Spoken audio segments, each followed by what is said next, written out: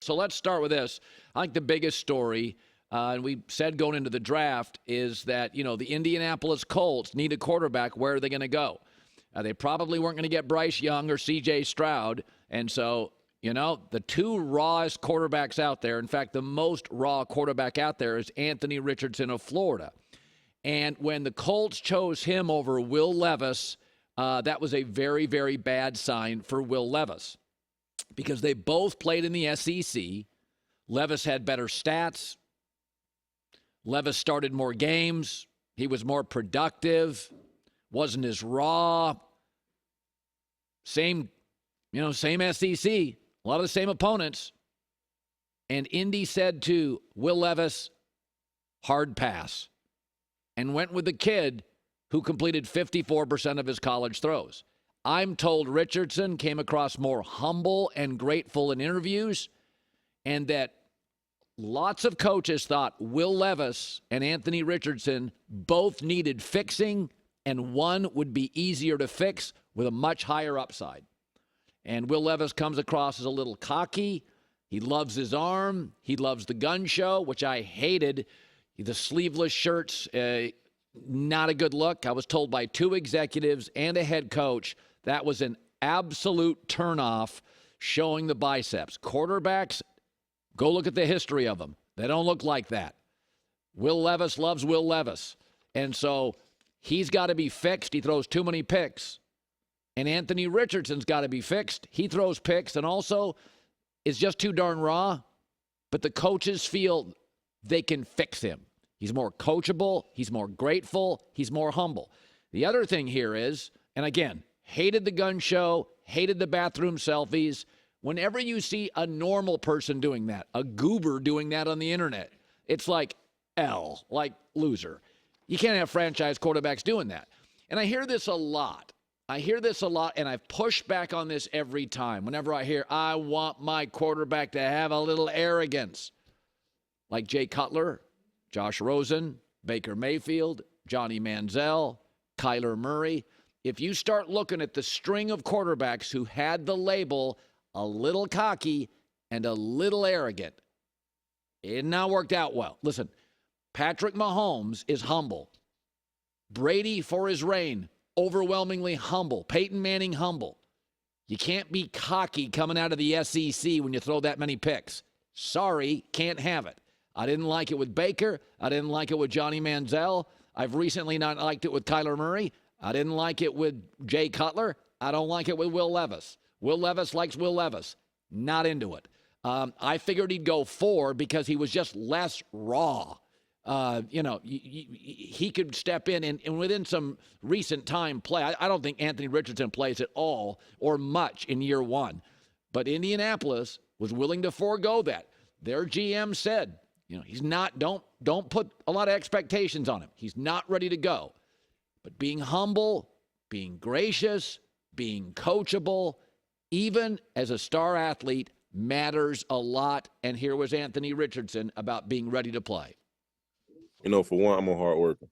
I truly believe that, and I'm willing to work hard, work harder than anybody. And then I'm also willing to learn. I'm willing to be, just as good or if not better than all these quarterbacks in the job and all the quarterbacks in the league. So try to be ready before preseason, try to be ready before the first game.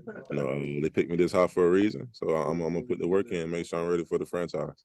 If you need fixing, nobody wants to see cocky. Nobody wants to see a selfie. Nobody wants to see a gun show. You don't get it with Mahomes, and he's the best player in the world. Okay, so Lamar Jackson has signed a deal. A lot of it guaranteed, but not all of it. That's reasonable. Both sides win. But I was thinking about this morning. Did they really have a choice? Think about this in the AFC. The New York Jets add Aaron Rodgers. Maybe you've heard of him.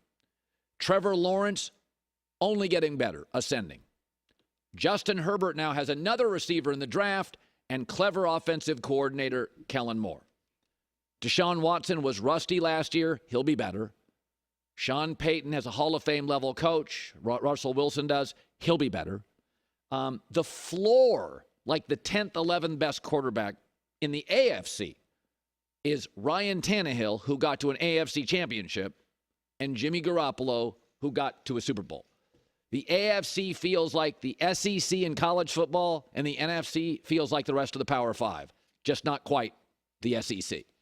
And you start looking around, in the NFC, Geno Smith made the playoffs.